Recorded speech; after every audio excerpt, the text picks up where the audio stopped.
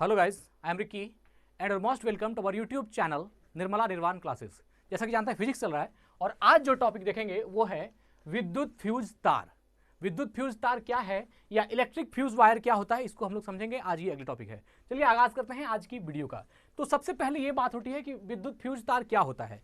यह एक ऐसी युक्ति है, विद्युत फ्यूज वायर जो है एक ऐसी डिवाइस है जिसके द्वारा, जैसे मान लीजिए घर में कोई सर्किट लगाते हैं, कोई यंत्र है, तो उसके जस्ट पहले इसका इस्तेमाल होता है। वो इसलिए होता है कि जब कहीं भी इलेक्ट्रिक सर्किट बनती है तो उसमें शॉर्ट सर्किट या ओवरलोडिंग की समस्या हमेशा आती है, जिसको अतिभारण कहते हैं। तो उस तरह की समस्या जब आती है ओवरलोडिंग की या शॉर्ट सर्किट की, तो वहां पर हम लोग इसका इस्तेमाल करते हैं। इसमें इस्तेमाल क्या करते हैं, जैसे मान लीजिए कोई उपकरण है, फ्रिज है, तो जब उसमें करंट जाएगी तो उसके जस्ट पहले इसको लगा दिया जाता है।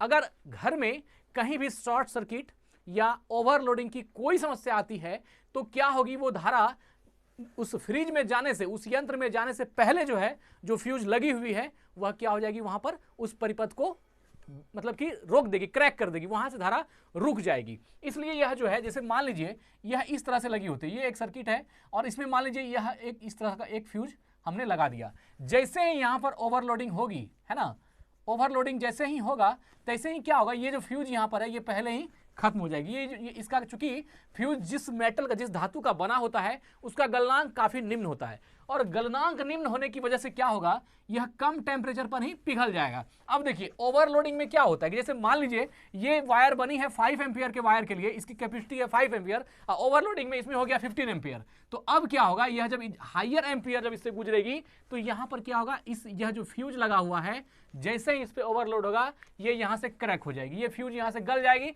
और फ्यूज जैसे ही गलेगा यहां से क्या हो गया, यहां से अब धारा इस तरफ जाएगी नहीं। अगर 15 एम्पियर की धारा इसमें आ रही है तो वो इसी पार की इसी पार रह जाएगी, अर्थात जो आपका उपकरण है, जो आपकी डिवाइस है, यहां तक करंट पहुंच ही नहीं पाएगी। इसलिए यहां पर किसका इस्तेमाल होता है, फ्यूज का। तो सबसे पहले बात जान लीजिए, फ्यूज में यह एक ऐसी युक्ति है जो सुरक्षा के दृष्टिकोण से इस्तेमाल होती है। मतलब कि आपके उपकरण की सुरक्षा के लिए आप इसका इस्तेमाल करते हैं। आप इसको उपकरण के पहले लगा देते हैं कि जैसे ही धारा का ये बढ़ेगा, शॉर्ट सर्किट या ओवरलोडिंग होगा, वो काम खत्म हो जाएगा फ्यूज का, फिर हम नया फ्यूज लगाएंगे और फिर उसके बाद काम चलेगा। तो ये हो गया इसका मूल रूप से जो इस्तेमाल हम लोग करते हैं वो हमने देखा। और दूसरा है इसकी बनावट। इसकी जो बनावट होती है, जो कंस्ट्रक्शन संरचना है इसका, वह होता है कि यह इसका गलनांक काफी निम्न होता है ना, बॉइलिंग पॉइंट जो इसकी होती है बहुत कम होता है। यह जो है वेरी लो होता है। बॉइलिंग पॉइंट, जिस पदार्थ से ये फ्यूज बना होता है उसका बॉइलिंग पॉइंट जब निम्न होता है तो जैसे ही हायर करंट उसमें जाएगा, वो क्या होगा, बीच से ही जो है ब्रेक कर देगा, उस पूरा सर्किट को ही वहां पर खत्म कर देगा। अगला है ओवरलोडिंग या शॉर्ट सर्किट में, अतिभारण या लघुपथन में, दोनों में ही इस्तेमाल होता है। दोनों से बचाने के लिए, उपकरण को बचाने के लिए इस्तेमाल होता है और उपयोग भी इसका जान ही गए कि उपकरण के बचाव के लिए ही हम इसको इस्तेमाल करते हैं। यह हमेशा जो, अब इसकी बात है कि फ्यूज को हम जोड़ते कहां हैं, तो जब भी जोड़ा जाता है तो ये लाइव वायर में, जिसको आप विद्युन्मय वायर बोलते हैं, है ना, हिंदी में बोलते हैं विद्युन्मय तार और इंग्लिश में इसको लाइव वायर बोलते हैं। तो जो लाइव वायर है इसी में इसको लगाया जाता है, लाइव वायर के अंदर इसको लगा देंगे। अब देखिए एक बात सोचने वाली है, जो मेन धारा है, अतिभारण या ओवरलोडिंग जो भी होगी, तो जो लाइव वायर है इसी की धारा को ना हम कैलकुलेट करते हैं 5 एम्पियर की या जो भी है। हम न्यूट्रल को तो कैलकुलेट करते नहीं हैं और न्यूट्रल से तो कोई परेशानी है नहीं। जब ओवरलोडिंग होगा तो प्रॉब्लम किससे होगा, लाइव वायर से होगा, क्योंकि लाइव वायर का करंट ही मेन है। तो जब भी हमको फ्यूज को लगाना होगा, किस में लगाएंगे, वो लाइव वायर में। अगर मान लीजिए आप लगा देते हैं उसमें जो न्यूट्रल वायर है, तो वहां से आपको कोई खास लाभ नहीं होगा। इसलिए कहा जाता है कि जब स्विच लगाना हो या फिर जब आपको फ्यूज लगाना हो, दोनों ही किस में लगेगा, तो लाइव वायर में लगेगा, है ना, विद्युन्मय तार में लगेगा। तो ये बात भी आपको याद रखने योग्य है। और अच्छा फ्यूज जो होता है, जिसको कि बहुत अच्छा फ्यूज बना जाता है, वो टीन का बना होता है। 1 नंबर फ्यूज जिसको बोलते हैं वो किसकी होती है, टीन धातु की बनी होती है। ये सबसे सुंदर बना जाता है। लेकिन जो इसके बाद जो सस्ता होता है वो सीसा और टीन के मिश्र धातु का, हम सस्ता वाला का बात कर रहे हैं। इसमें क्या होगा, सीसा प्लस टीन का मिश्र धातु, है ना, टीन का मिश्र धातु, ये दोनों मिक्स होकर के लगेगा। तो यह जो है आपका एक डुप्लीकेट टाइप का बनेगा, मतलब कि ओरिजिनल ये नहीं है। ओरिजिनल जो फ्यूज होगा वह किसका होगा, वह टीन धातु का जो बना होगा वो ओरिजिनल होगा। और फ्यूज तार की लंबाई मोटाई जो है ये उसके धारा के अनुसार तय होता है। आप कितना एम्पियर का करंट जो है उससे गुजारना चाहते हैं। अगर मान लीजिए आप किसी वायर से 5 एम्पियर इसकी क्षमता है और आपने इससे 15 एम्पियर को गुजार दिया, यही तो ओवरलोडिंग है, यही तो समस्या है। अगर 5 एम्पियर का ये है तो इससे आप इससे 5 एम्पियर का ही गुजारिए। हम लोग क्या करते हैं, एक ही सर्किट लगाते हैं, इसी में आयरन भी इस्तेमाल कर रहे हैं, इसी में बल्ब भी लगा रहे हैं, इसी में टीवी भी, इसी में रेफ्रिजरेटर सब लगा रहे हैं, जबकि ये अच्छी बात नहीं होती है। एक आइडियल जो एक आदर्श घरेलू वायरिंग होता है उसमें इस चीज का ध्यान रखा जाता है कि जो 5 एम्पियर वाली जो नॉर्मल घरेलू चीजें हैं उसके लिए अलग धारा गुजारी जाती है, और जो हैवी चीज है जैसे हीटर है, आयरन है, रेफ्रिजरेटर है, ये गर्म होने वाली चीजें जो है वो ज्यादा से ज्यादा खींचती है करंट, इसलिए उसमें 15 एम्पियर का धारा गुजारी जाती है। तो दोनों ही चीज का ध्यान रखना चाहिए। और जो है इसलिए इसका जो है अब इसमें एम्पियर का भी, सॉरी इसमें फ्यूज का भी जो है अपना अपना रोल है। अगर 5 एम्पियर का है तो इसका अलग फ्यूज है, और अगर 15 एम्पियर की वायर है, इसकी कैपेसिटी 15 एम्पियर है इस वायर की, तो इसके लिए अलग फ्यूज है।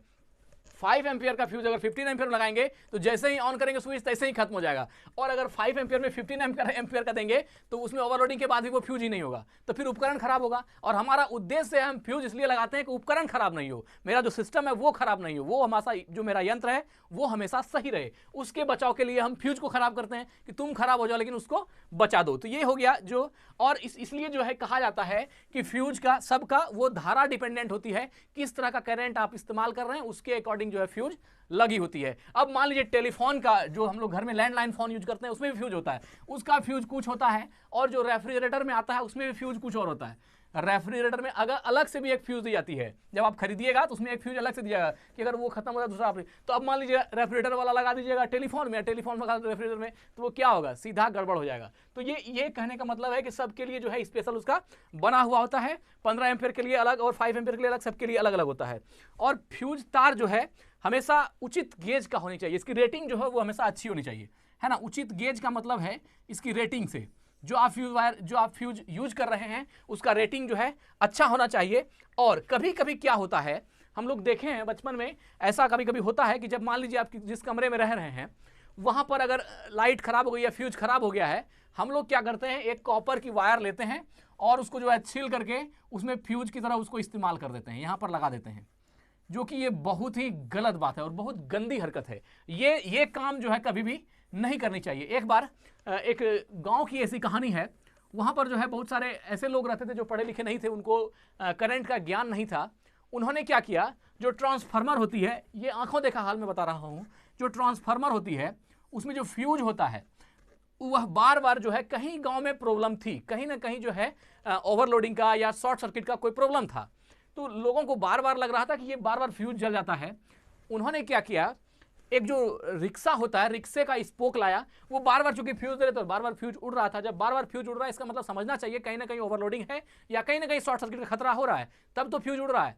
लेकिन वो उतना समझदार नहीं थे, उन्होंने क्या किया, इसमें एक जो कोयला बेचने वाला रिक्शा होता है उसका स्पोक लिया और ला करके लगा दिया। अब जब स्पोक लगाया, बोला रहे उतना पतला तुम लोग दे रहे हो इसलिए नहीं हो रहा, इसमें हैवी दो, वो मोटा सा स्पोक इसमें लगा दिया। अब बताइए क्या होगा, बात समझ में आ गई, पूरा ट्रांसफार्मर में आग लग गया। वो इसलिए हुआ, जब बाद में जब रिसर्च हुआ आखिर ये हुआ कैसे, तो मालूम चल रहा है कि वहाँ जो फ्यूज इस्तेमाल किया गया है वो जो है किसी ठेला का स्पोक ला के लगा दिया गया है। तो ये सब गंदी बात है। इससे क्या हो जाएगा, आप बहुत ज़्यादा जान माल की भी क्षति होगी और कुछ भी हो सकता है, इसका कोई गारंटी नहीं है।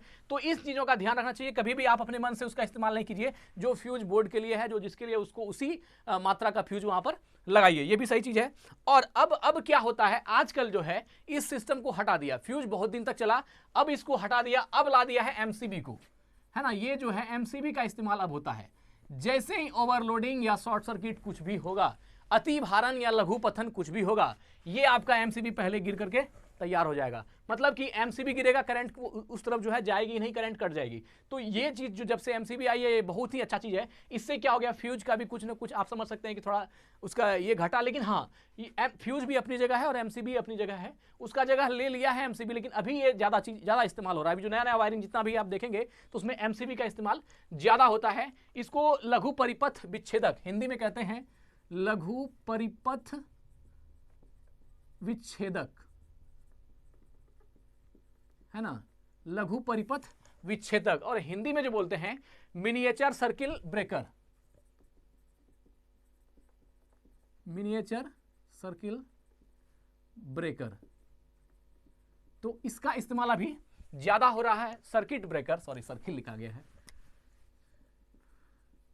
तो इसका इस्तेमाल अभी बहुत ज़्यादा हो रहा है। और ये सही भी है, क्योंकि एमसीबी हर जगह, जैसे मान लीजिए एक रूम में आप ले जा रहे हैं तो वहाँ के लिए स्पेशल एमसीबी हो जाती है, फिर एक हॉल में दे रहे हैं वहाँ के लिए स्पेशल एमसीबी है। इस तरह जैसे जहाँ से गड़बड़ी होगी वहाँ का एमसीबी गिर जाएगा। आप आराम से पता कर सकते हैं कि इस एरिया में कहीं ना कहीं कोई प्रॉब्लम हमारे घर में हुआ है, इसलिए एमसीबी गिर रहा है। फिर आप उसको ठीक करते हैं, उसके बाद एमसीबी में ये दे देते हैं। तो ठीक है मित्र, आज हम लोगों ने समझा कि विद्युत फ्यूज क्या है या इलेक्ट्रिक जो फ्यूज वायर है वो क्या होता है। यही वीडियो को एंड करते हैं। स्वस्थ रहें, अपना ख्याल रखें। जय हिंद, जय भारत।